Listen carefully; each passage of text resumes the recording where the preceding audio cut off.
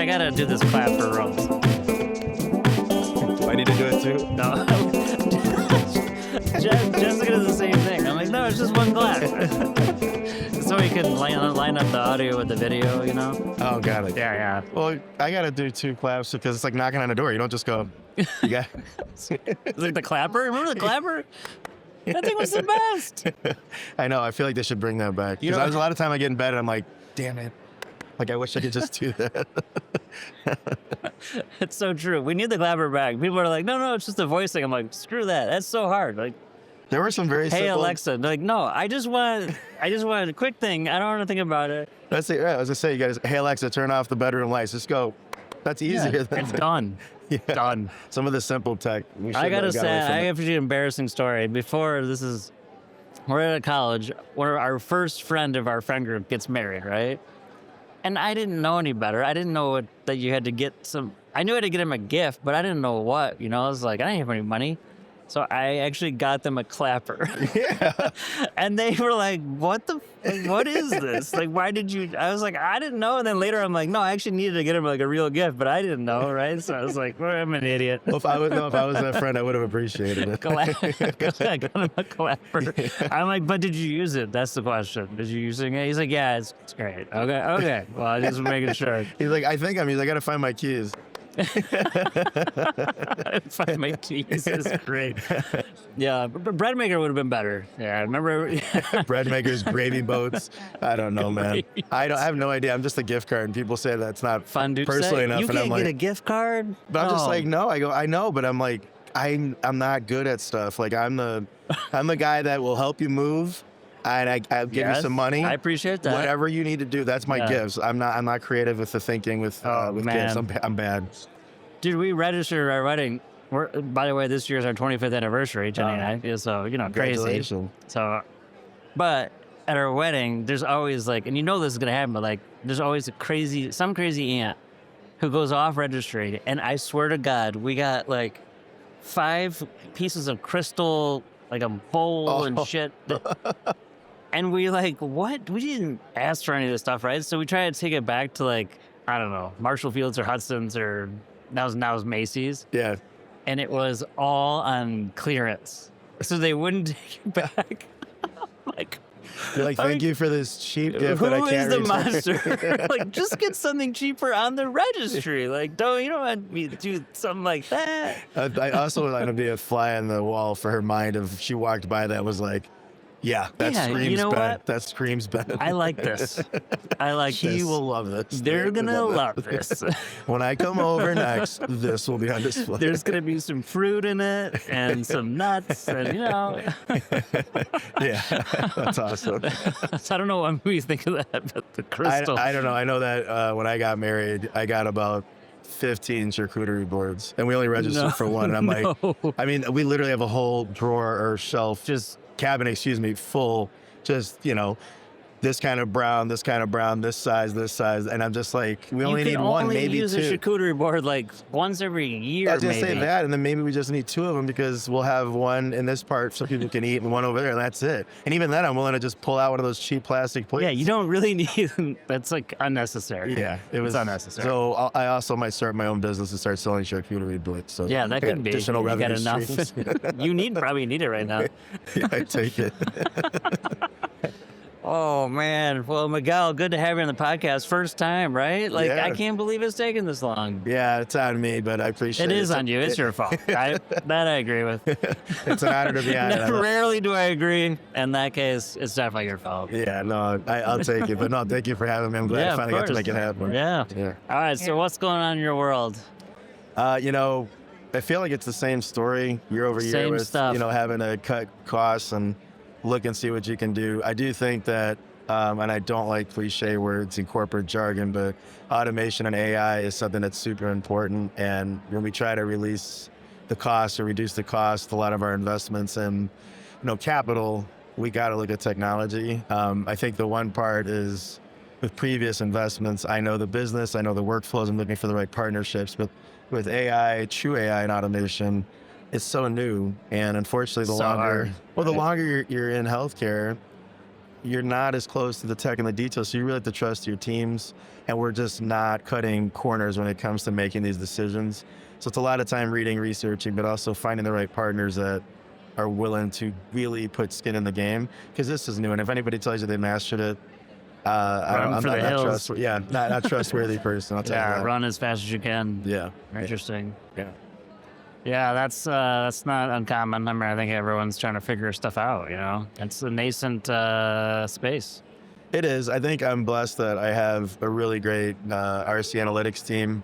I have a really great data support team, and I work really closely with my CIO.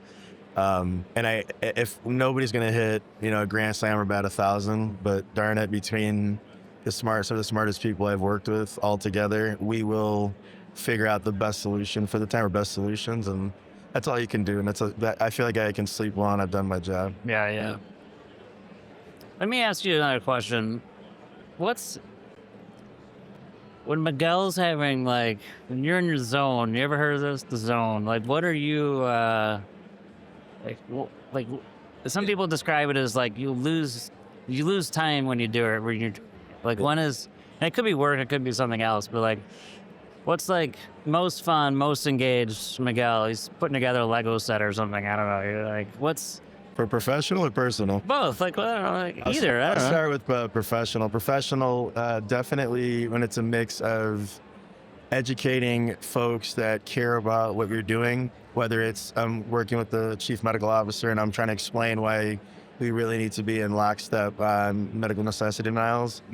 At the same time, either promoting or protecting my team. I think the way I was raised, I want to protect my team and those I care about. So I would say, I played sports growing up all the way up to college baseball. So when you don't hear the crowd, when you're just up to bat and you don't hear anything, you're just focused, that kind of in the zone. I definitely get that when it comes to helping engaged audiences understand revenue and finance, to help them bring them in so you can have a true partnership. Or when I'm talking about my teams and the folks that I work with, I get very passionate about that.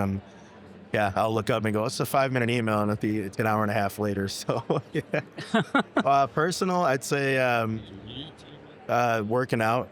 I love to spend time in the gym or just running. I'm the weirdo you'll see. It'll be drenching rain, and I'm out running with just shorts because I want to feel the weather. I want to feel what's happening. I like a little bit of the pain and the soreness you go through with working out. Like that makes me feel in touch. And that'll be another time where I'll be running and I'll listen to a song and I'll be like, why'd my playlist stop? Oh, because I've been going at it for an hour and a half, and that's what's happening. That helps me feel very free. And then the other thing is I got two little dudes, Ben and Mav, and we could be literally building Legos and I'll lose time. I mean, I'll be like, let's just build this little house. And all of a sudden we have a to scale Chicago skyline that we put together. Let's go. Yeah. Let's go. Yeah. That's awesome.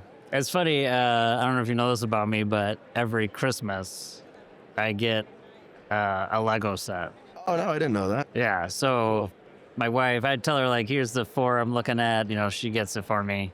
And so I put it together between Christmas and New Year's, right? Nice. Like Yeah. and it's the best because for a while the girls, my girls are older now, so it's like they were doing Legos and it's like they were getting Legos, so I'm like, sweet, Yeah.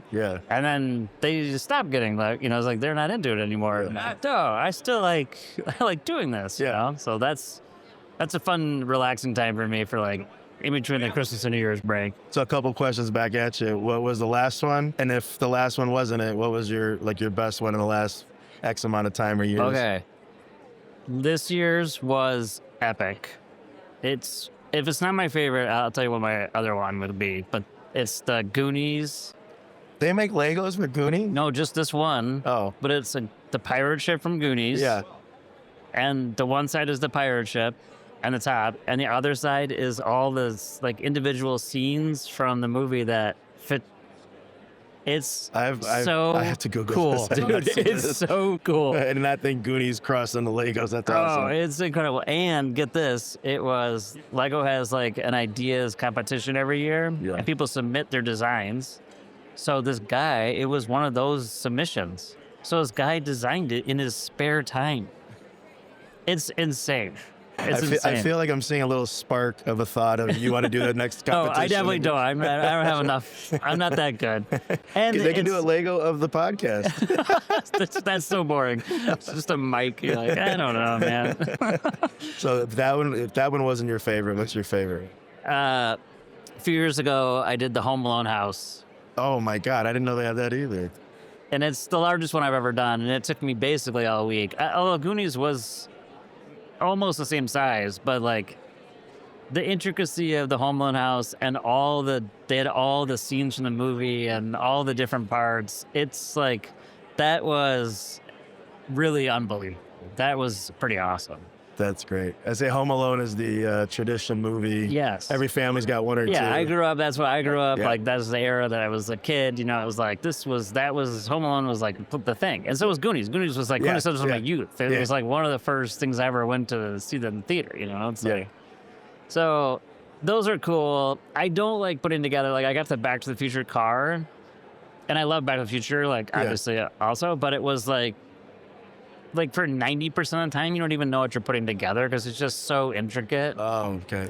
Versus like a building or a structure, it's like you know what you're doing and you kind of see how it's coming together. You know, it's like you can see how it's coming together, and it's like, oh, but like it wasn't much fun, and it's like tiny, like you know, sometimes like tiny pieces. You're like, Yeah. shit, I gotta put like one dot thingy on like this whole. I was like, oh my god, this is hurt. It's one of the things that I love, but also you'll find me do like a stereotypical thing that men do, especially when they're putting things together, be 1,000 pieces, and you're like there, you're in the middle of it, and then you can't find The piece. that one. Where? Oh, there it is. And I know that I've done it enough. For my kids go, Dad, why do you get mad? And I'm like, when you get older and you're putting together an IKEA set and you can't find that one little screw, No, it's don't. a part of being a man. Like you're Yes. just gonna be like, where's it? Oh, there it is. I think I'm done. Actually, I think I've actually officially retired from putting furniture together in any way. It's like I don't think I've done it in a couple of years. but Thank you. I think I've gotten to a level that I don't know if I can do that anymore. It's a milestone in your life. I don't know if you saw. There's a great reference to Deadpool. Where you remember? Have you seen the movie Deadpool? Yeah, right? yeah. Well, Oh, yeah. he I comes love in it. as like his the blind lady he's living with. He's it's like falls apart. She's like, I did it. And she like stands behind it. And they're like naming all the different. He's like, you should have gone with the whatever. I all was the like, Swedish names. I was dying. I'm like, That's oh my good. god, this can't be too true. So true. That's good. Yeah. It makes me want to watch that again. I love That's so good. Yeah. No, that's great. I did run back in the day, so like I ran marathons when I was younger, Nice. and it's funny because people like it's not like I lose track of time, but I do think there's like you get a better sense of like being able to do something for a long period of time, and actually for me, I always tell people I was like, you know what the hardest is? I don't know if you had the same experience. Hardest is like the first like 3 miles for me. Yeah, I agree. Once I got past a certain point, it was like, I'm in it, I'm running, I'm doing my thing. You know, it's like, but the first 3 miles was like, God, getting started, like Yeah. that felt hard. I think I was blessed. I grew up in Chicago and I lived by the lake for a little bit of my life. And when I started doing my first couple marathons, and essentially getting to the lake was 2-3 miles.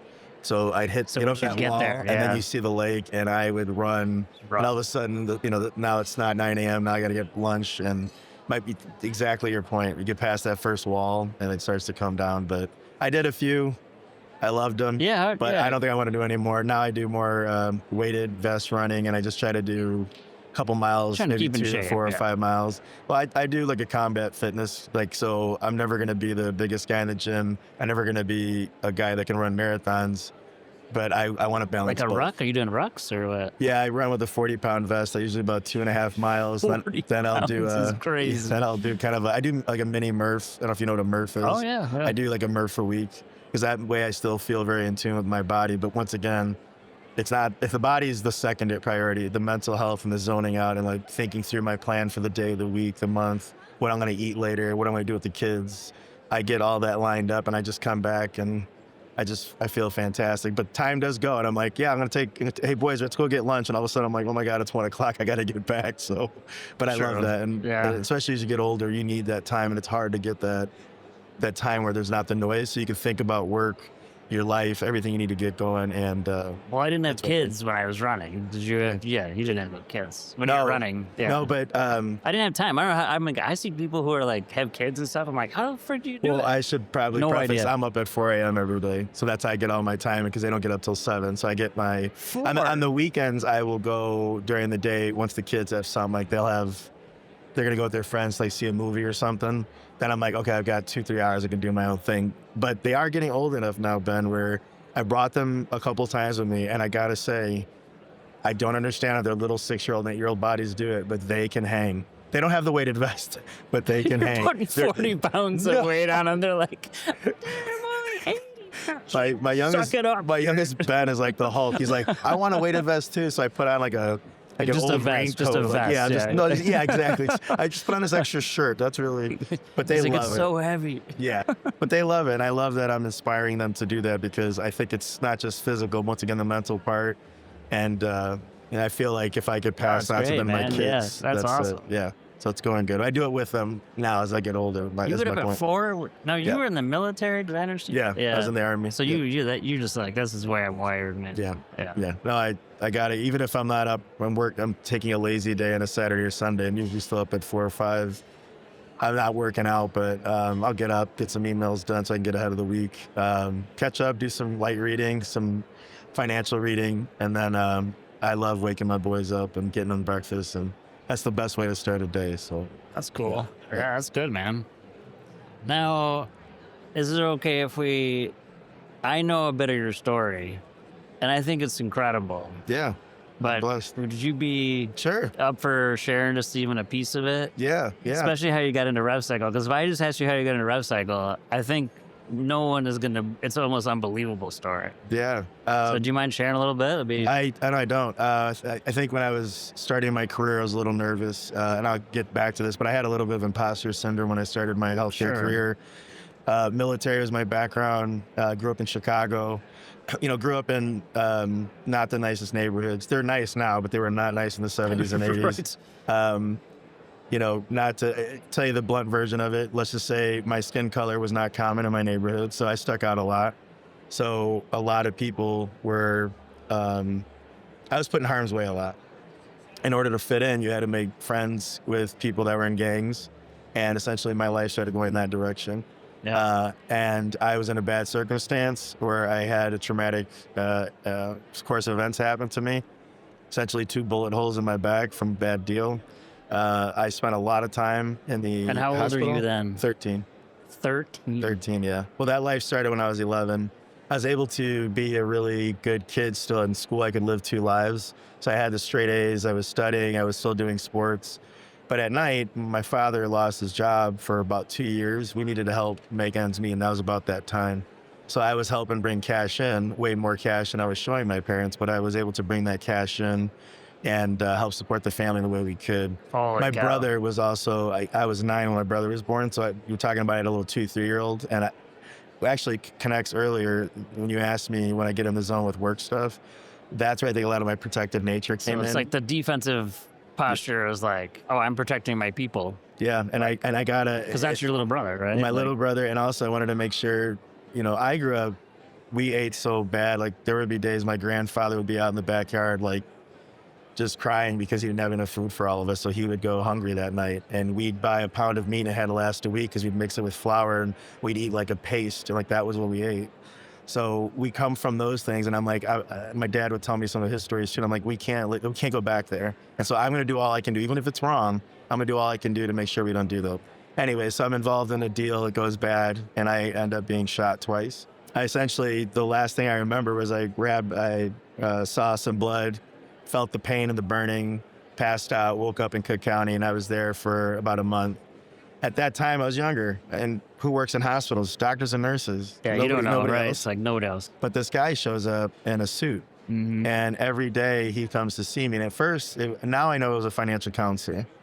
But at first, he was trying to get insurance information. I'm like, my dad doesn't work. I don't have any money. Like, I have cash, but not that he could see. I'm like, I don't have anything. So he started with trying to get me signed up for Medicaid or whatever the program was at the time. Well, then he started coming in on his days off, and I realized that he was trying to mentor me, and he felt bad for what happened. He saw a future and a hope for me. To answer your question, that's when I learned about there was a business side of healthcare. His name was Ken Ruiz. And to this day, I'm very grateful for what he did to my life because he helped turn me around. Now, do you still know Ken? Yes. And I still talk to him, I'd say about once every couple of months. Because Shut he's still up. doing that work now. I believe he's become a pastor of a church and youth in the city of Chicago. And he's really blessed many lives. Unbelievable. So that happens. And then, my life goes on. I do not go back to that life. I go to school. I'm doing baseball, football, Wait, basketball. so how did you not go back to that? Like, you said there's a lot That of part's pressure. probably not good for the podcast, Okay. but essentially there's a de-initiation process, which is very painful. Some people don't survive it. Wow. Just like to get initiated, there's also some pretty terrible things that you have to do. We'll keep that. We'll do that offline. Yeah, we'll do the X-rated version. Wow, of your I didn't know podcast. that. Yeah, there's a very dark side to it. That's unbelievable. I will say that, and somebody else said it, so I don't know who it is. I don't want to take their quote, but some of the, you feel like you need to help others and you don't want people to get bullied and taken advantage of when you've been through a lot of trauma because you know how bad it can get. I'm not saying that people haven't been through it can't do it, but there's like a depth to it that you really can't explain. Yeah. And I can't sit and watch something wrong go down. I can't. I have to get engaged. I have to help out. It's just something that's built in because I don't ever want somebody to go through what I went through. Whether it was intentional or accidental, I don't want that to happen. So back to, I get on the straight and narrow, go through high school, finish high school. My graduating year was 2001. So I'm living life high. I walk on to U of I's baseball team, Coach Itch Jones. I'm like, this is going to be great. Maybe I can make it to the AA. You never know, right? And I play 3 games, and then September 11th happens. Oh my God. So I immediately leave college, join up. I'll save that story maybe for another time. But my point is when I was overseas, you have a lot of time to yourself in the Army and the military. Hurry up to wait's the motto. And I just said, if I ever survive all this, I'm going to go back and I'm going to work in healthcare and work in business. So thank you for asking me when I do talk in healthcare. It's the first time I told that story out loud because normally they go, well, how did you get into healthcare? I'm like, I'm going to give you the G version. Yeah, it's complicated. I've always been interested in it. That's always been interested. Yeah. But I will say that in a very messed up way, I see a very tight correlation because I have a frame of reference of what life is like at some of the worst, most stressful, and literally life-threatening circumstances. So although revenue can be very stressful, especially in healthcare, it gives me perspective as one. And two, revenue, just like military service, the job's never done. Like you will retire, you can, get discharged, that's fine. Somebody else got to pick up that gun. Somebody else got to pick up that flag. Somebody else got to do that mission. It's no different in revenue cycle. Like one day I'm going to retire. It's not like, oh, we fixed it, guys. We're good. Like everybody go home. Yeah, and done. Like that's never going to happen. Exactly. So, and I see those correlations, and I don't get tired. I want to keep going. I want to keep pushing, getting better. And I'm blessed that my leadership team, they do that. And I think that's all in them. But once we started working together, getting to know each other, it's a beautiful thing. And people ask me, Mike, how you guys are doing great. What's your secret sauce? And I tell them it doesn't fit in the spreadsheet. It's the camaraderie, the culture, the communication, the relationships we have. We all have each other's backs. We communicate clearly. So no matter what that problem has been, we hit it head on and we're ready to punch it in its teeth, whatever we need to do to get the job done. I got to go back to something because you kind of glossed over it, but it seems very interesting to me that you left college immediately after September 11th, then joined the Army. Yeah. But cool. I literally walk me through a little bit of your. So I had a speech class I think it was a 6 a.m. class. I'm at University of Illinois, so Central Time, and I get back. I don't think the teacher showed up, or we finished really quickly because it was like 6:20, 6:30. I'm in the cafeteria at my dormitory because freshmen have to be in dorms, and they have music playing. They stop it, and it's the news. Mind you, everyone's eating, talking, laughing, and I just hear him say, "Oh my God, I can't believe this! A plane has hit the World Trade Center." I stand up on the table and I yell at everyone, "Shut up!" And everyone stops and listens, and they all hear the same thing essentially said. Everyone gets up out of their chairs and goes to their rooms. So we're all watching us in our rooms. My priority at that time, my aunt was running a bunch of Jewish schools in that area. and I needed to call her and make sure. And of course, I'm not sure if you remember, but cell phones were locked down, nothing was happening. So I couldn't get a hold. My first priority was making sure that she was okay and she was safe. As the details came out, you realize that religion was a part of it. So then I got even more worried because she's Christian, but she's helping to run this Jewish organization. Gonna like, yes. Anyways, she was okay. The event finished. My father always raised me. We're very patriotic, and I'm a believer in signs. Not like, oh, that cloud looks like a bear, I should go to Alaska. I'm not that kind of. It's got to be like a sequence of events. So essentially, I always said that my father's like, if this country calls, it's up to you, but I'd love, and we answered the call in this family, and I said, that was the call. So I immediately packed up all my stuff. September 12th, I drove down and I essentially waited outside of the recruiting office till it opened that next morning because those offices were also closed. And there was about, I think 40 or 45 people waiting at the recruiting office, and I was the first in line. And I signed up and I said, whatever I got to do, did the physical test, went to MEPS, took the ASVAB, make sure I could place in. And I was in a holding battalion for about 35 days because so many people were joining. But blessed that I did so great on the fitness test and the ASVAB that they moved me to the front of the line. And I accelerated really quickly because I wanted to get out there and whatever I could bring to the country to help protect it and serve it, I wanted to do it. I wanted to do it yesterday. And I found the right people to help me. And it's been the best thing outside of my kids, it's been the best thing of my life. Crazy.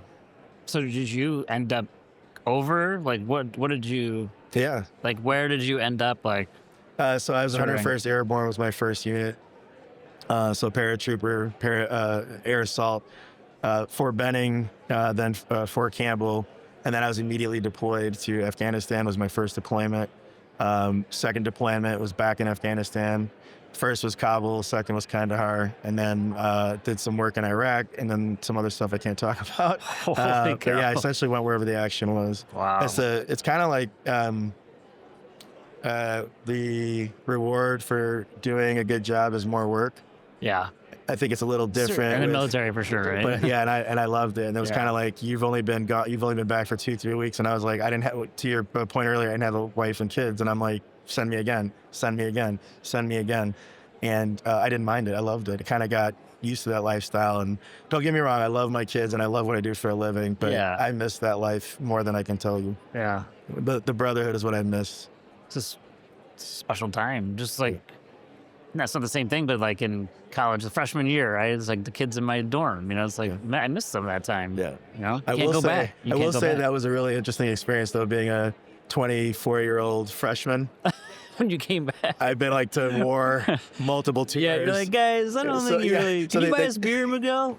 That's exactly what happened. Let's just say about the first day I show up with like a 24-pack of Coors Light, and the RA is like, you can't have that in here. I was like, buddy, I'm 4 years older than you, the RA. Yeah, bro. And let's just say the dean made an exception for me, and in 2 weeks I was in my apartment. Yeah, you're like, I can't do this. A bunch of like pimplehead 17-year-olds, and then you got me walking in. Dude, we had a guy at our floor, speaking of... Same thing. Freshman year, he was like 25, 26 years old, and somehow he ended up in a dorm. And there was one room on our floor that had 6 bunks in it instead of 6 beds instead of like the normal 2. Yeah. And so it was this big, but it was like, he's in with the 6 people. It was crazy. Yeah. But we'd always ask him like, hey, can you buy us beer? It's like, yeah, I guess. I think that the most part, they don't really care as long as you're not loud with it. But at that point, I'm like, look, I'm already on borrowed time. I just want to have a Coors Light and watch the Bears game, and otherwise get out of my way. But no, it was great coming back. I got to finish. And well, how long were you? How long did you serve in the military? And then when did it like? When did you end? And you're like, hey, I think I'm done, or I'm gonna be done. Like, how long did that? So I did 6 years of active duty, and then you do reserve work. And then I've also picked up some side jobs that are available because of, once again, I've been very blessed with a lot of hard work. My skill set's allowed me to train others to go help and supplement I'm not the front lines, I'll be the reserve or back lines. So I did a lot of side work for a long time until, I'd say until about 10 years ago. So maybe 12 years ago. Isn't there like a cutoff or like they can there was like a day where like you're in the reserve and they could call you back. Yeah, And then like forgot then the name of it, date emergency ended reserve. or something. Yeah, it's not, usually it's double Because Jeff the time Means you had this, signed you know up. Jeff, right? Yeah, Jeff essentially had the date. I was with him, and he's like, and so he's we done. played a joke on our boss this time. He's gotten called back. No, that's good. He's like, I got the bad news, because everybody knew it was like it was like the last day, and he Yeah. was like some weird thing where it was like logistics. Yeah, And there's only like a few people in the military that knew yeah. his stuff, you know? Yeah. So he's like, I don't know, it could still happen. Yeah. It's like, holy usually it's whatever your initial contract is, it's double. Usually. So if you sign up for 2, it's 2 and 2, or it's 4 and 4, Sure. 6 and 6. Yeah. This is It's a 24 while years ago, ago, yeah. so I don't know if the parameters have changed, but that's what it was then. It's funny you say that. My one buddy is 31 years in the Marines. He just got out, and he got information out of people. So his skill set. Let's just say. So let's just say his skill set. He is asked always very needed. nicely. He has a really sweet please. He's When he says very please, nice. when he bats his eyes. people just give information. No, I love him, but he's got a unique skill set, kind of like your buddy, and he's always in demand. And so, like, he'd try to apply for retirement, Yeah. I think, like 10 times, Yeah, and they're he like, kept no. getting called. Then it was Yeah. Guam, then it was Yeah. the Philippines, and it's like, especially with the global war on terror, Yeah. both of us were busy in our different aspects. But yeah, I'm just like, buddy, at some point, just don't pick up the phone. At some point, don't pay your cell phone bill. Like, they can't get a hold of you. Like, at some point. But he finally got out. I was like, thank God, because we all were, to the last day, we were like, for the love of God, like, turn your phone off. Do not get called. Yeah, go camping on the top of a mountain where there's no cell phone service. Like, do something. You're like, You I don't can't- know. I didn't get the call. That's Yeah. so weird. Yeah, and he finally got out. And so Because when you I'm were happy. done, you were like, I don't really want to go back, right? Like you had established yourself. I think. When did you meet your wife? I wouldn't mind. Essentially, when we started building a family, is when I'm like, I don't want to. I don't Yeah, really want to that go was back. like, yeah. There's that itch is, at least just for me, that it's. I was infantry too, so I like pain. I like uncomfortable situations. I'm trained for violence. I'm trained for that stuff. I'm not looking for it, but if it comes, I'm like, this is what I've been training for. Yeah. That itch is hard to scratch, and so. My reason for saying that is that once kids start coming in, you're like, this is different. So that's why the men I served with, and even when I see men today that are still serving, I had the luxury of not having a family. So there really was nothing that where my mind was elsewhere. So how they do that now is a greater service I can't Can you comprehend. imagine? Like I can't even. No, because right now, if they call, my country called me, I'd go. But I got to tell you, my mind would be, X amount would be with my kids. Yeah, the it's like, entire how do you time. not get? You just want to just get back. Like I got to get back. That's Right. like that would all be. I think. Or you only get, so there were times where just my parents, I'd want to call them. There'd be probably a month or two go by where I wouldn't be able to speak to them just because I was in certain areas. I couldn't put out calls. I couldn't tell them my location, what I was doing. And that was just my parents. So I can imagine my kids, and I can't talk to them for 2-3 months or whatever. What are you talking about? Like, I need to talk to my kids. So, yeah, I don't know how they do it. God bless them. I don't think I could do that. So my story has changed a little bit, but that itch is hard to get that itch to leave, and it finally did when the kids Yeah. showed it. Have you heard of this thing? Nate and I, we were talking about Nate and I have been talking about this thing called second half of life virtues. You ever heard of this? Mm-mm. There's this like Franciscan monk named Richard Rohr does like this whole thing around. It's basically like in our first half of life, there's going to be things that we value, and we're trying to start a family or we're trying to start a life, or I'm going to value these things.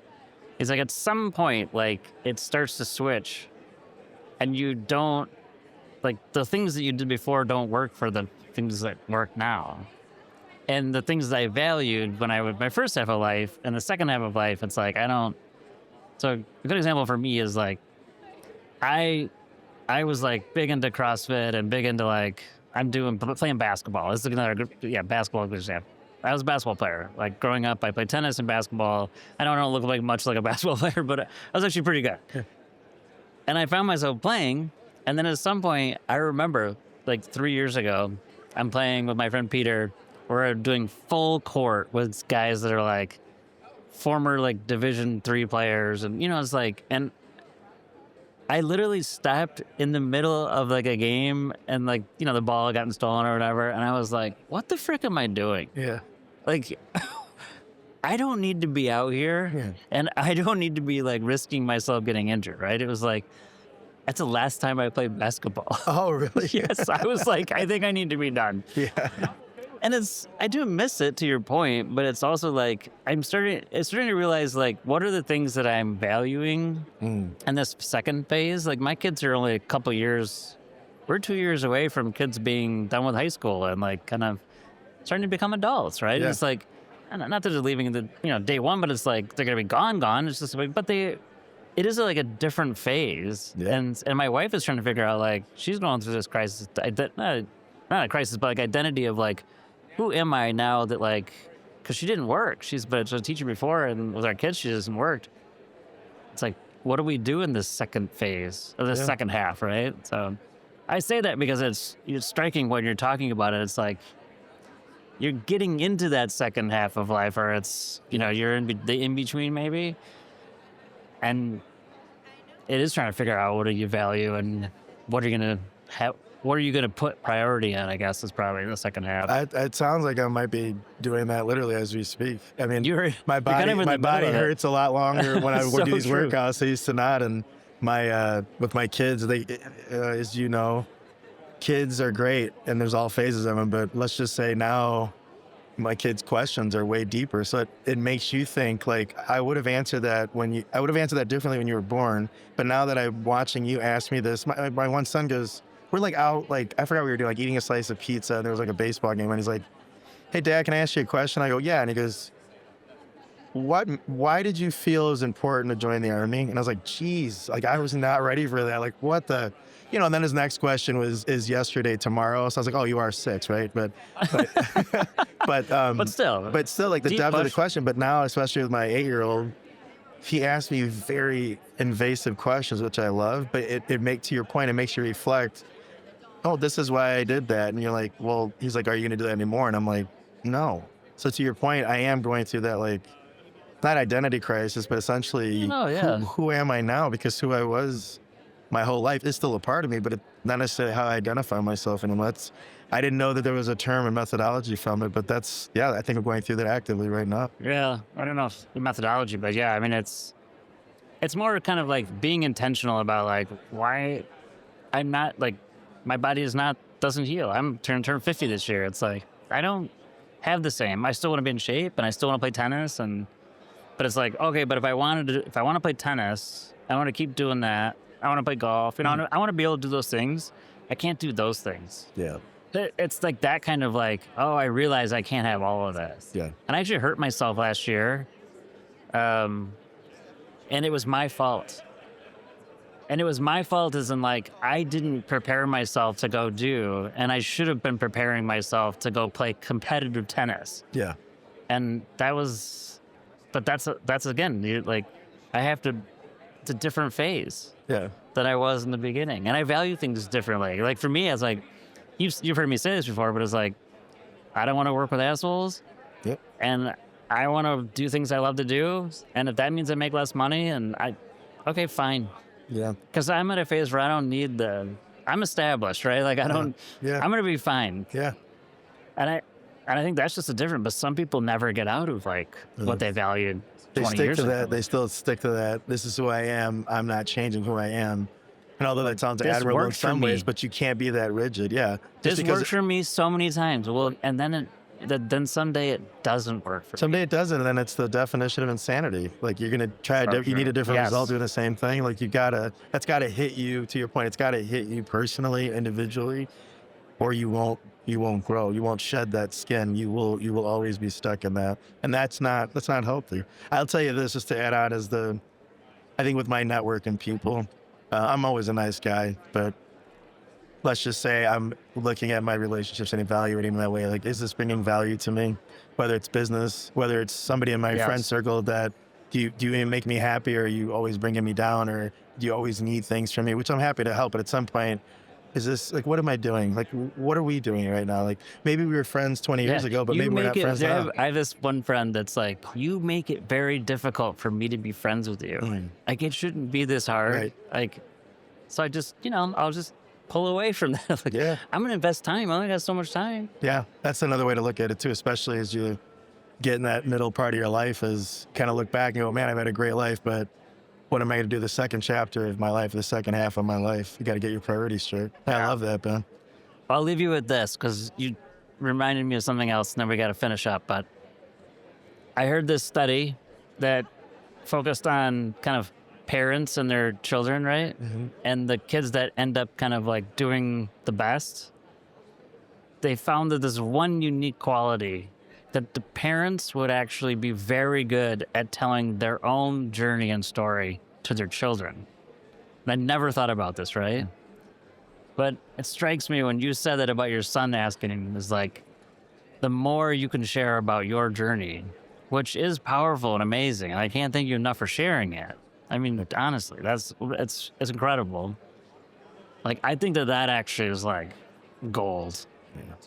I'm a blessed man to survive. Outside of and all not let other yourself- stuff, you telling your story is just, to them, I think it'd just be over and over. Yeah. Don't hold back. Yeah. I tell them never quit. And thank you for that. I appreciate No, that's that. great, man. Yeah. Well, thanks for doing the podcast. Loved it. Glad we could do it. You can't believe we hadn't done it before. So, again, so good. Thanks for being patient with me. It was Thanks, great, Miguel. though. Thanks All for right, having man. me. Thanks. All right.